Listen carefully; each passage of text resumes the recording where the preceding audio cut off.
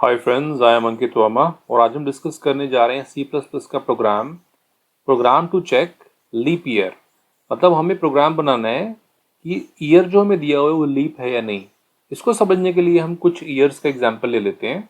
Leap year की first condition कहती है कि कोई भी ईयर अगर 400 से सीधा डिवाइड हो रहा है तो वो हमारा होगा लीप ईयर। तो हम देख सकते हैं इन नंबर्स में से 1600 डायरेक्ट डिवाइड हो रहा है 400 से, तो ये हमारा हो गया लीप ईयर। बट बाकी दो नंबर्स भी तो हैं, 1992 1900, तो क्या ये लीप ईयर है या नहीं। तो इसके लिए एक और कंडीशन है। तो लीप ईयर की सेकेंड कंडीशन कहती है कि जो भी नंबर 100 से डिवाइड ना हो लेकिन वो 4 से डिवाइड हो तो उसको हम बोलेंगे लीप ईयर। जैसे कि आप देख सकते हो 1992 ये हमारा 4 से डिवाइड हो रहा है लेकिन 100 से डिवाइड नहीं हो रहा, तो ये हमारा है लीप ईयर। अब हम बात करते हैं 1900, ये 100 से भी डिवाइड हो रहा है और 4 से भी डिवाइड हो रहा है, तो ये हमारा लीप ईयर नहीं हुआ। तो हमें दो कंडीशंस पे काम करना है। कंडीशन नंबर 1 कि कोई भी वैल्यू अगर 400 से डिवाइड होती है तो वो लीप ईयर है। कंडीशन नंबर 2, वो 100 से डिवाइड ना हो लेकिन 4 से डिवाइड हो तो भी वो लीप ईयर है। तो अब हम प्रोग्राम बनाते हैं। सी प्लस प्लस का प्रोग्राम हमारा इंट मेन से स्टार्ट होता है। इंट का मतलब मेन हमारा ड्राइविंग फंक्शन है और इंटीजर टाइप को रिटर्न कर रहा है। यहाँ पे हम रिटर्न कीवर्ड लेंगे, रीजन क्योंकि हमने यहाँ पे इंट यूज किया है तो यहाँ पे हम 0 ले लेते हैं। अब हम यहाँ पे यूजर को एक मैसेज देते हैं कि एक नंबर इनपुट करो, तो हम यहाँ पे लिखते हैं सी आउट, मतलब कंसोल आउटपुट। यूजर की स्क्रीन पे हम एक डिस्प्ले कर रहे हैं कि एंटर ईयर। अब सी आउट फंक्शन हमने यूज किया है। सी आउट एक हेडर फाइल का पार्ट है आईओ स्ट्रीम, तो हमें उसको इंक्लूड करना पड़ेगा। हैश इंक्लूड ये है प्री प्रोसेसिव डायरेक्टिव, मतलब पहले कंपाइलर ये काम करेगा और इंक्लूड करेगा आईओ स्ट्रीम। आईओ स्ट्रीम हमारा है इनपुट आउटपुट स्ट्रीम जिसमें हमारा सी आउट और सीन फंक्शन होते हैं। यहाँ पे हम डॉट एच यूज नहीं कर रहे बिकॉज हम वीएस कोड पे वर्क कर रहे हैं। अगर आप टर्बो पे वर्क कर रहे हो तो यहाँ पे आप डॉट एच यूज कर सकते हैं। अब वीएस कोड में सी आउट के लिए हमें एक नेम स्पेस इंक्लूड करना पड़ेगा, तो हम यहाँ पे लिखेंगे यूजिंग नेम स्पेस std। इससे हमारा सी आउट सही से वर्क करेगा। देख सकते हो यहाँ पे कोई भी एरर नहीं आ रही, ना ही कोई वार्निंग आ रही है। लेकिन अगर आप टर्बो यूज कर रहे हो तो आपको ये नेम स्पेस की भी जरूरत नहीं है। अब हमें ईयर एंटर कराना है।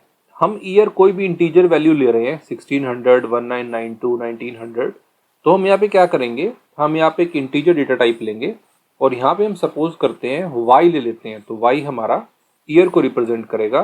तो हमने यहाँ पे एक वेरिएबल को डिक्लेयर कर दिया। तो प्राइमरी मेमोरी के अंदर एक ब्लॉक रिजर्व हो जाएगा, उस ब्लॉक का नाम हो जाएगा y, और मैं एज्यूम कर रहा हूँ उसका एड्रेस है 301।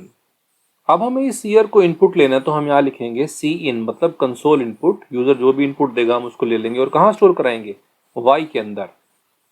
तो अगर यूजर ने 1600 डाला है तो वो कहाँ चला जाएगा, y के अंदर। अब हमें कंडीशन लगानी है चेक करने के लिए कि क्या वो लीप ईयर है। तो हमें पता है इफ, यानी कि अगर, हमारी फर्स्ट कंडीशन क्या है कि अगर हमारा जो भी ईयर है, तो इफ ईयर वो डिवाइड हो रहा है किससे, हमें पता है कि फर्स्ट कंडीशन है 400 से।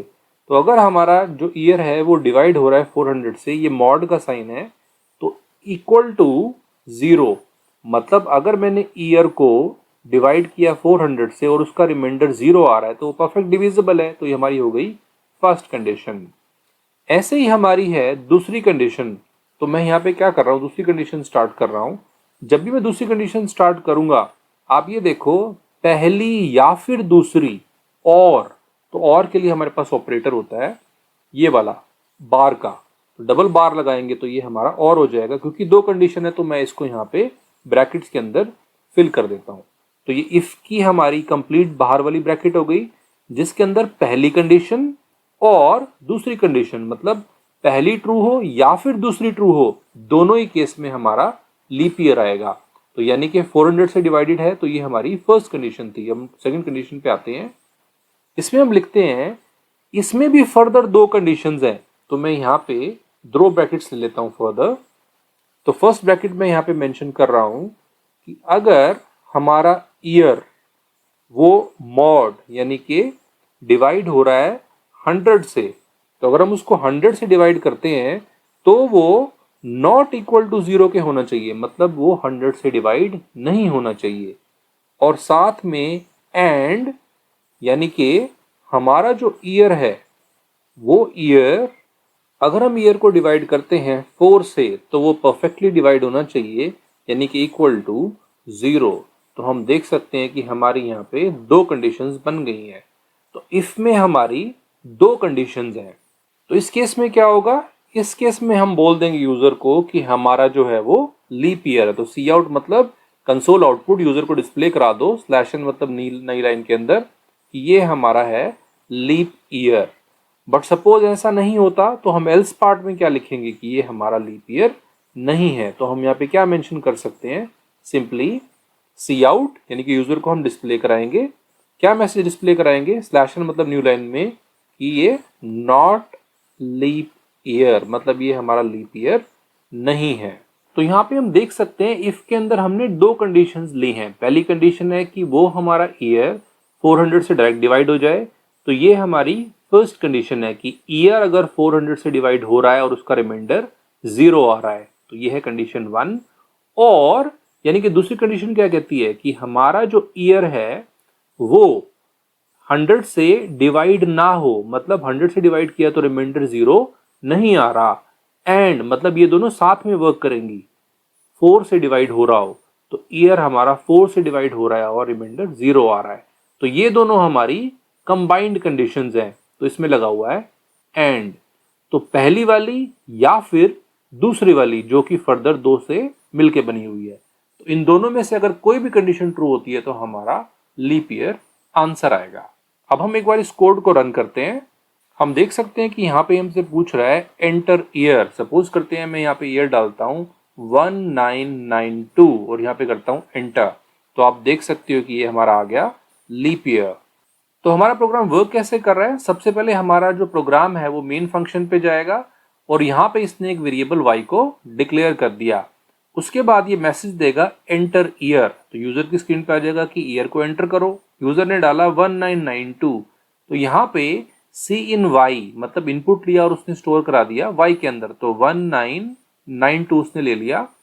उसके बाद ये चेक करेगा कि क्या ये नंबर 1992 400 से डिवाइड हो रहा है, नहीं ये डिवाइड तो नहीं हो रहा, तो उस केस में ये और पे जाएगा। फिर ये चेक करेगा दो पार्ट्स कि क्या ये 100 से डिवाइड हो रहा है, नहीं ये 100 से डिवाइड नहीं हो रहा, यानी कि पहली कंडीशन हमारी ट्रू है बिकॉज नॉट इक्वल टू 0, तो पहली ट्रू। एंड क्या ये नंबर 4 से डिवाइड हो रहा है, यस ये 4 से भी डिवाइड हो रहा है।